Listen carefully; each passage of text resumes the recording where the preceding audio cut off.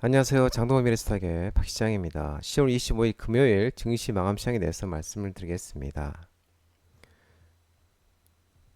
코스피는 2583.27포인트 0.09% 상승 마감했습니다. 개인과 기관이 순매수하면서 상승 마감했습니다. 외국인은 3,920억 순매도, 기관은 758억을 순매수했습니다. 코스닥은 727.41포인트 0.98% 하락 마감했습니다. 기관이 순매도하면서 하락하는 모습이었습니다. 외국인은 246억을 순매수했습니다.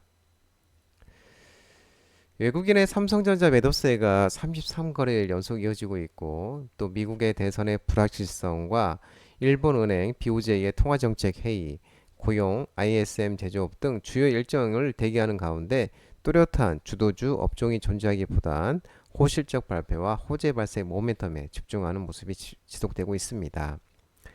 KB금융의 실적과 밸류업 공시의 금융주가 상승하면서 장 초반에 코스피 상승을 견인했지만 국내 증시에서 외국인의 이탈이 계속되면서 자금을 제한하면서 상승 탄력은 유지되지 못하는 모습이었습니다. 원달러는 1488.70원 3시 30분 기준 0.61% 상승이었습니다. 이하나 약세와 역외달러 매수세 유입되면서 상승하였는데 넉 달 만에 최고치로 원달러율은 상승하는 모습이었습니다. 오늘 특징주를 살펴보도록 하겠습니다. 오늘은 2차전지 전기차 종목들이 간만에 반등이 나오는 날이었습니다.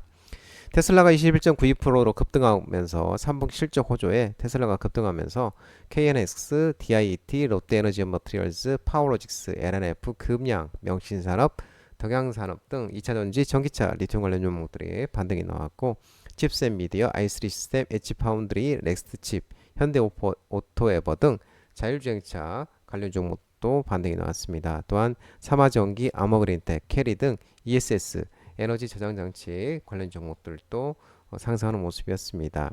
또한 IJ링크가 오늘 또 급등이 나왔는데 이 YJ링크는 테슬라의 SMT 장비 직접 공급 계약 체결 사실 부각과 추가 발주 협의 중이라는 소식이 나오면서 시장에서 부각되고 있는 모습입니다.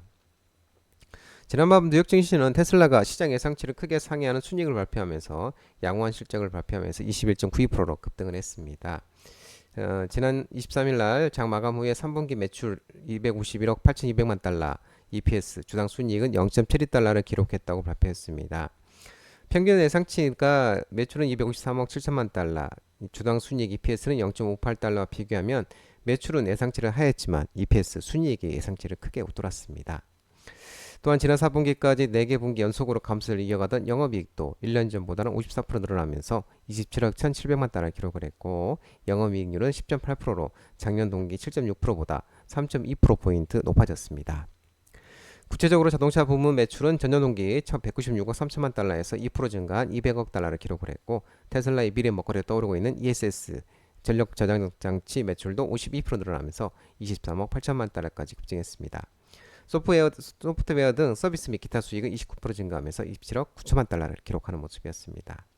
머스크는 3분기 실적 발표 후에 컨퍼런스 콜에서 약간의 위험을 감수하고서 내년에 대략적인 추정치를 제시하고 싶다면서 내년에는 낮은 가격의 차량과 자율주행의 도래로 20-30% 차량의 판매 성장이 있을 것이라고 밝혔습니다. 이후 자율주행 로보택시를 위한 차량 호출 앱을 개발해 현재 샌프란시스코 베이 지역에서 자사 직원들을 대상으로 시험 운행 중이고 내년에는 캘리포니아와 텍사스에서 이런 택시 호출 서비스를 출시할 계획이라고 합니다.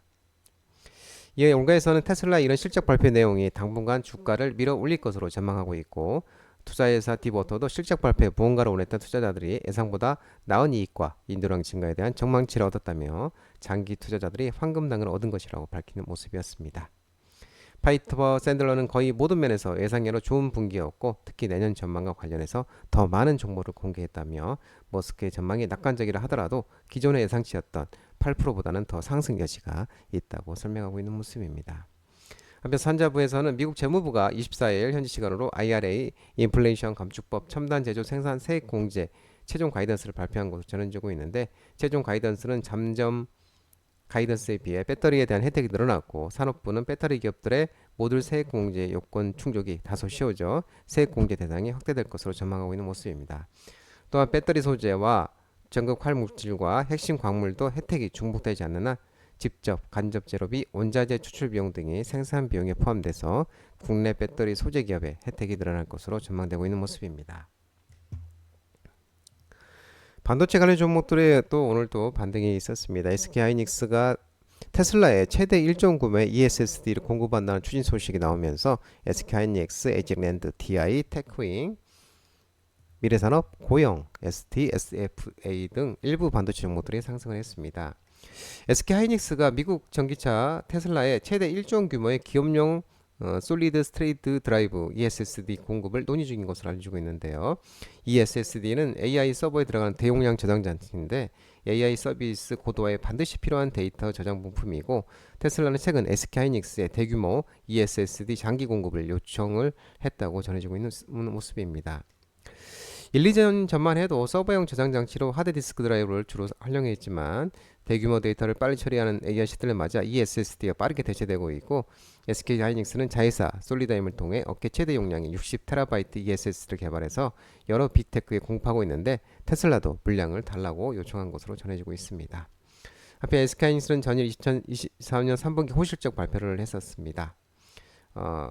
매출액도 17.57억 원, 전년 동기 대비 93.83% 증가, 영업이익도 7.02조 원, 전년 동기 대비 흑자 전환, 순이익도 5.75조 원, 전년 동기 대비 흑자 전환 이렇게 했습니다. 매출과 영업이익, 순이익 모두 분기 기준 사상 최대치를 기록했습니다.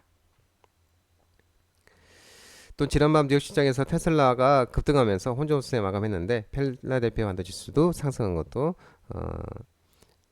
또 NVIDIA는 0.61, AMD 0.35, 마이크론 1.71% 이렇게 반도체 상승한 것도 호재로 작용하는 모습이었습니다.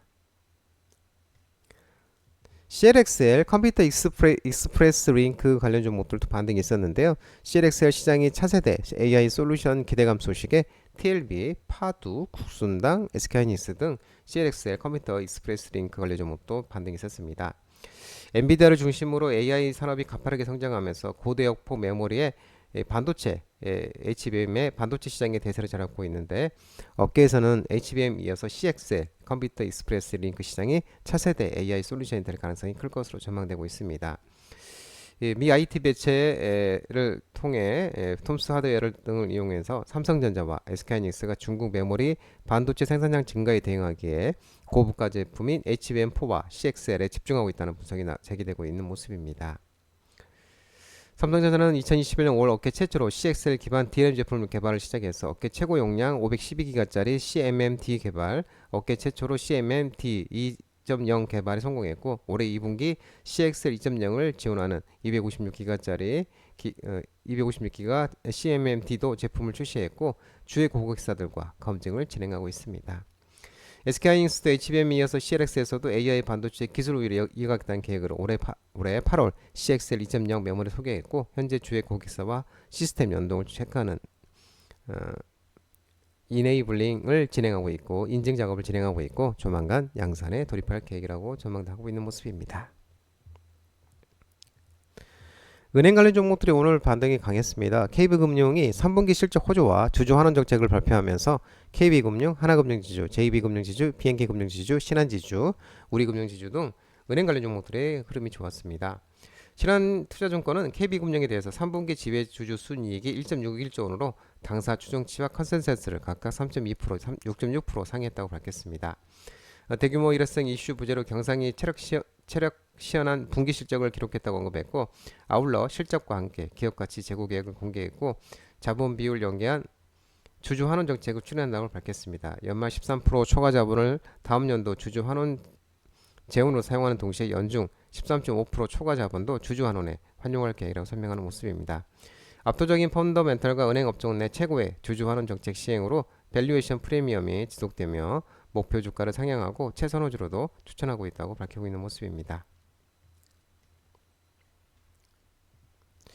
부안주 종목들이 오늘 반등이 있었는데 차익 실현이 나오는 모습이었습니다. 개인정보위가 AI 활용, 개인정보 불법 유통 대응 강화 발표 소식이 나오면서 재난지급시티, 엑스게이트, 소프트캠프 등 일부 부안주 종목들이 상승했습니다. 개인정보보호위원회는 전일 개인정보 노출 불법 유통 대응 강화 방안을 발표했는데 불법 유통된 개인정보 AI 기술을 활용한다면 텍스트뿐만 아니라 이미지 형태의 개인정보도 탐지할 수 있도록 시스템을 고도화해 명의도용, 스팸, 스매싱 범죄는 물론 딥페이크 범죄 확산에 대응할 방침이라고 합니다. 이와 함께 SNS 기업과 한라인을 강화해서 불법 유통, 게시물 삭제에 걸리는 기간을 평균 24.8일에서 18.9일까지 줄여나갈 계획입니다. 아이폰 관련 종목들이 하락했습니다. 애플이 3분기 중국 아이폰 판매량 감소 소식이 나오면서 하락했는데요. 하이비전 시스템, 덕산 네오록스, 영풍, BH, 인터플렉스, LG이노텍 등 아이폰 관련 종목들이 하락했습니다. LG이노텍은 또한 3분기 어닝 쇼크도 여파도 지속되고 있는 모습입니다. 3분기 애플의 중국 스마트폰 점유율이 지난해 같은 기간 대비 0.5% 감소하면서 16.6%를 기록해 이었다고 보도했습니다. 애플은 지난 9월 아이폰 16 시리즈를 출시했지만 지난해 아이폰 15 시리즈 출시 때의 판매량이 몸치는 것으로 분석되고 있고, 반면에 화웨이의 스마트폰 판매량은 3분기 전년 동기 대비 42% 증가했고, 로이터는 애플과 화웨이의 이 같은 실적 대조는 지난해 화웨이가 메이트 60 시리즈로 프리미엄 스마트폰 부분에 복귀한 데 따른 것으로 밝히고 있습니다.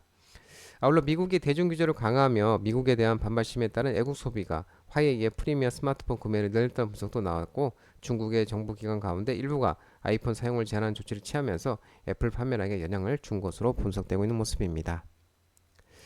장동원 미래스탁 전화번호는 166-3797입니다. 하지만 시장자본법 개정에 의해서 이 번호는 수신 및 착신이 거부되었기 때문에 참고하시기 바랍니다.